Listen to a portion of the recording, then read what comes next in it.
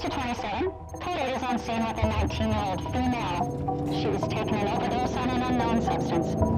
You should be able to see Code 8 as you pull up. There's Code 8 right there. Code 8 is our radio term for Saskatoon City Police.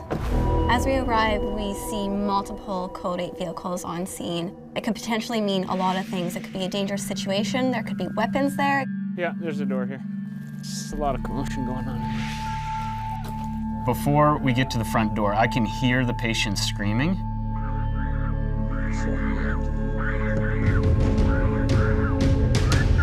Hi there.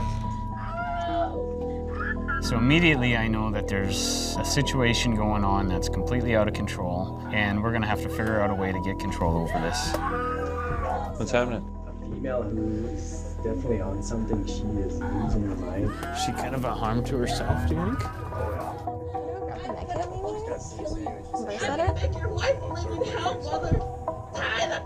When you can hear somebody screaming like that from the street, before you even get to her, you know her level of agitation is extremely high.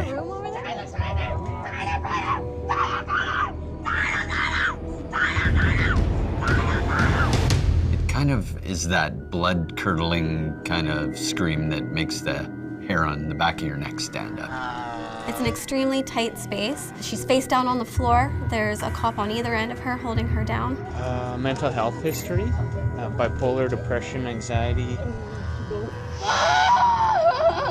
Hush. The only way that I can physically give this patient an IV is to sit on her legs and have police officers on either side of her holding her down. Have you ever seen math like this before? Any allergies? Not that I know of. I know she when she drinks liquor, she has a reaction.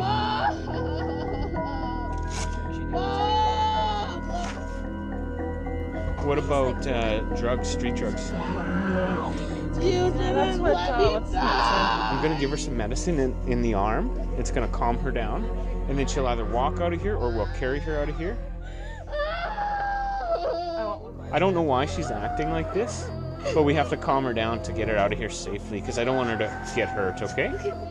We're at the point where, regardless the nature of the hysteria, we're gonna have to sedate her to transport her to the hospital. There's just no other way to do it at this point. My mom. I don't want to sedate her so much that she's laying flat on the floor and now we have to breathe for her.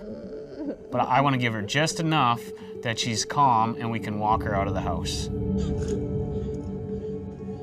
Okay, so I've given her some medicine to help calm her down. You can tell she's not screaming so much. All right, babe. Just us girls here. Calm down. Slowly breathing down. We'd like to walk her out of here and take her up to University Hospital. Did you want to come with us?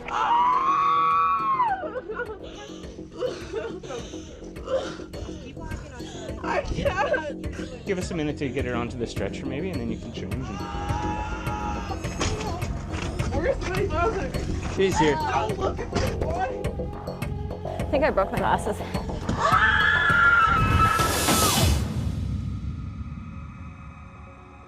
Gonna give her another 2.5. How much total? No! She said This 5. needs a higher dosage. Give me a higher dosage. She needs a higher dosage. It's tough to stay neutral when somebody spits on you like that. You just can't take it personally. She was kind of out of options. Her hands were tied, her feet were tied. Okay, watch your feet. It's not my job to judge how she got here. There's lots of things that she could be dealing with in her life. It's my job to help her.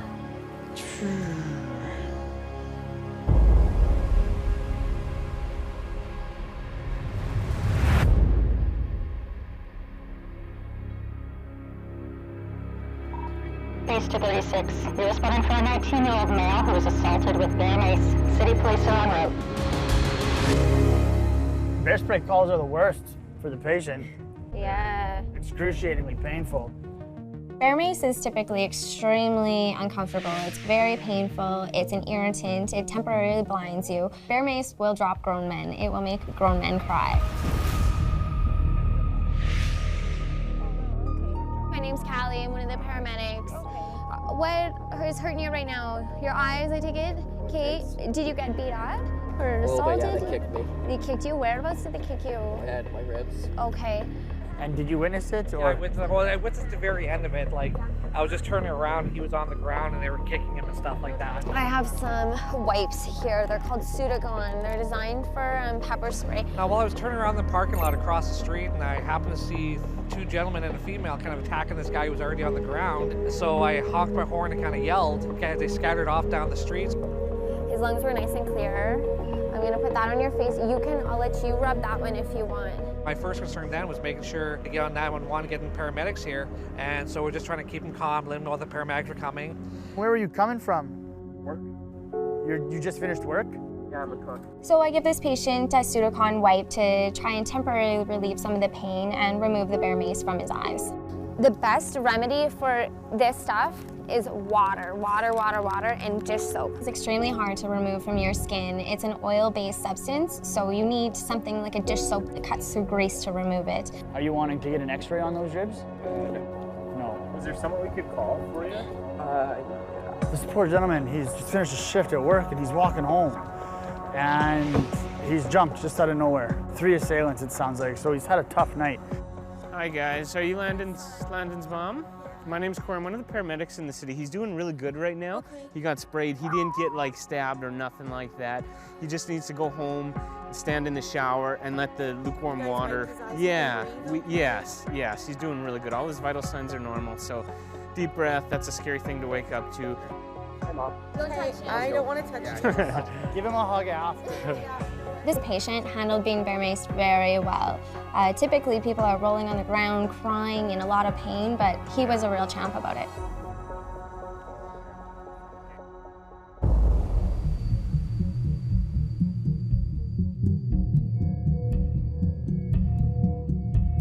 Our jobs are dangerous. We have dangerous jobs.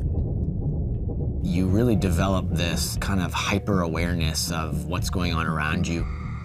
Pay attention to what's going on behind you, beside you. You don't know what's happening in the shadow. Is there 2 guys coming up from the back alley? You know, we've been into houses where all of a sudden a big pit bull will come around the corner and it's just growling. And then suddenly you're in trouble. We always have to be careful. We always have to check the rooms, always have to make sure it's safe, because at the end of the day, I'm coming home to my family.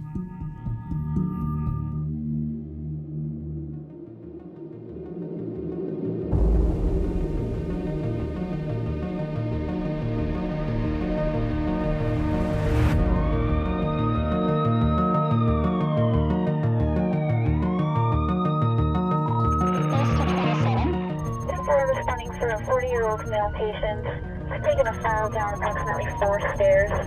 They've reported serious bleeding. Patient is unconscious, breathing confirmed. Okay, help me see eye here. So anytime somebody strikes their head, the potential is there for a devastating injury. So it's important for us to get there quickly and determine through assessment whether or not this is something minor or if it's something more serious. It's a 3-4 inch lack. Shivering, is quite cold. We have to make sure this patient doesn't move his head or neck because he can make any injury he's already sustained worse. Can I get you to talk to me for a second? I'm walking back to the truck thinking, what do we need right now? I need a collar and I need a board to maintain C-spine alignment. Open your eyes. Okay, did you see the fall happen? I opened the door. And then you called the ambulance right away, hey? Stay. Don't move, okay? We can't move this patient until we do a primary assessment on him, have a collar on him, and have him on a backboard. What hurts the most? Does your neck hurt at all? No. Right here? If he moves, he could potentially injure himself more. Worst case scenario, end up being paralyzed. But I need you to stay still for me. Yeah, stay still. Just check his back out. I've just been holding C-spine. I haven't got to actually do a full assessment here. Tell me if it hurts where I'm touching your vertebrae. Up here? If you want to roll him, and then I'll hold C-spine and we'll get him on his back, and then... At this point, we want to maintain proper C-spine control. We're just going to roll you onto the hard board, okay? So that we don't make an injury worse than it already is. Okay. So, Holly's count. Okay, on my count. Are you ready? We're going to roll you over. No, just let them do it, okay? You ready? 1, 2, 3.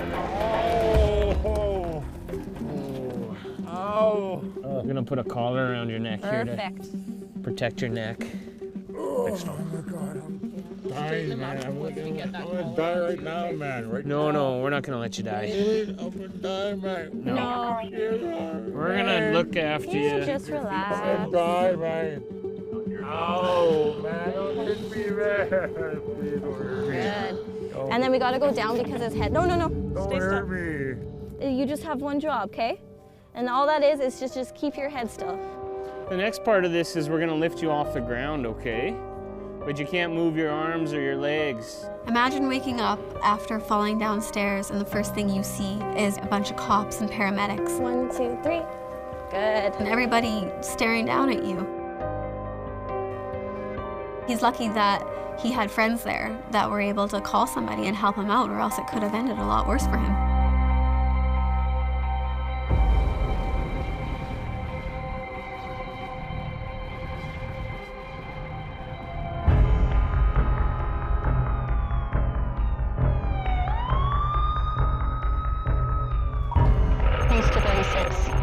Call has been updated to a Delta, 88-year-old male, not conscious, slow breathing rate. He's also a palliative patient.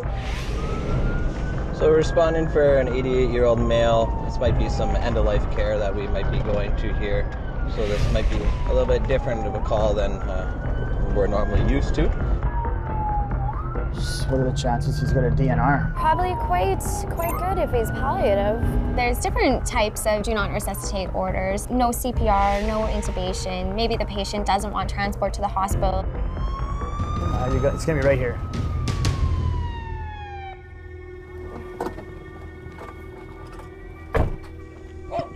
You have a palliative patient.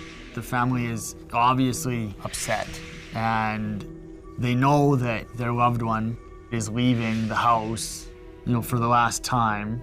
And so you just treat them with as much respect and empathy as you can. Okay. Where is your dad right now? He's on the couch. He has cancer? Yes. Yeah. Where's his cancer? He's in the bladder? Bladder. Okay. And what's your dad's name? Lloyd? Hi, Lloyd. My name is Christian. Can you open your eyes? Lloyd, I'm gonna take a listen to your lungs here. Nice deep breath for me. You see patients every day, every shift, and every week. And again, nice deep breath, Lloyd. That suffer like Lloyd had been suffering, but it just doesn't ever get any easier. Lloyd, can you talk to me? No? Do you just feel weak right now? It's extremely tough to see somebody who's so sick. So in terms of treatment, from a family's perspective, what would you guys like accomplished in Lloyd's treatment? I was caring for him at home, and I just can't look after him anymore. Right. I can't get him to the bed, to the bathroom. To the bed, to the bathroom, okay. I'm gonna help sit you up here. Okay, there we go. If he was wanting to be at home, or like pass away at home. He wants to pass away at home. It's just not in your means right now. I can't look after him here. The closer to end of life you get, it's down to feeding. Maybe he can't even stand up or walk anymore. Can he go to the washroom himself? 1, 2, 3, yep. It's 24/7 care, then that can be a lot for the family to cope with. One of the most difficult aspects is not only treating the patient, but treating the grieving family.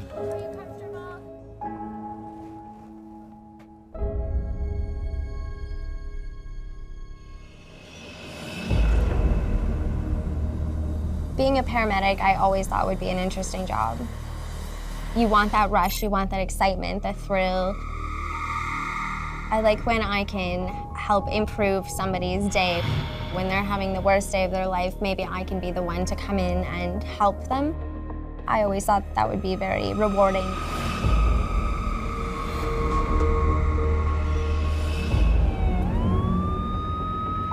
Mace to 36. Responding Delta for a 51-year-old male patient with seizure activity. Yeah, this one right here. We'll go check this out. When we receive a call for a patient having seizures, it's definitely potentially serious.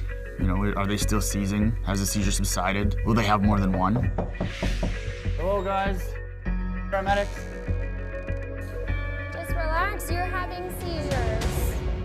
This call came in from the family. I believe it was the daughter who called 911. What happened? Did he have a seizure? Or? And you guys saw it? I can only imagine how scary it must be for his kids, seeing him seize multiple times in a row. Oh yeah, he's seizing again. He's actually had about 6 or 7 seizures, and that's a lot for his body to handle. What is this? This is Versed. Now we need to start thinking about medication to stop his seizures. We're gonna give you a poke in your arm here. 1, 2, 3, poke.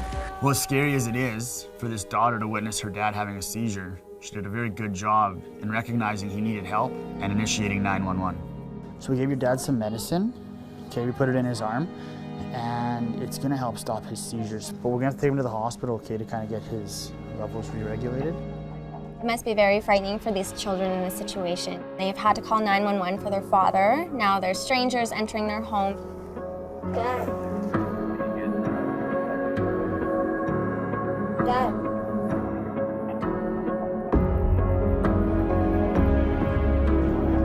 Hey.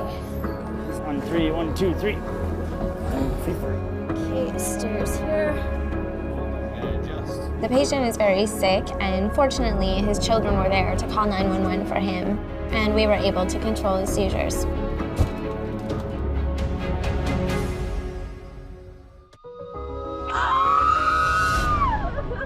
The patient that we picked up earlier in the evening, I'm just glad that we got her out of the house safe, as well as the rest of us. I think I broke my glasses. Unfortunately, we see this a lot. She could be a nice, normal person on any other given day, but when she decides to take drugs, this is our outcome. He was on the ground and they were kicking him. So I honked my horn, they scattered off down the street. This poor guy just finished his shift at work. He was on his way home, and out of nowhere, he was assaulted for no good reason. The best remedy for this stuff is water, water, water, water, and dish soap. It's pretty unfortunate that those things happen to people. After rinsing his face all night, it took a couple of days for his vision to return to normal. Stay, stay, stay, stay, stay. Don't move, okay? The guy from earlier in the night who fell and struck his head on the concrete. So 3-4 inches left. He was admitted to the hospital. He received a CT scan. He was observed and then later released. Hi, Lloyd. My name is Christian. Can you open your eyes? The patient we responded to earlier in the night, 88-year-old male with bladder cancer. There we go. Are you in any pain, sir? We transported him to hospital and he was admitted to palliative care. Oh yeah, he's seizing again. For the call at the end of the night with the gentleman having seizures, he was transported to hospital. When he came to, he had no idea how he got there or what happened. The doctor at the hospital worked with this patient and provided him with new medications.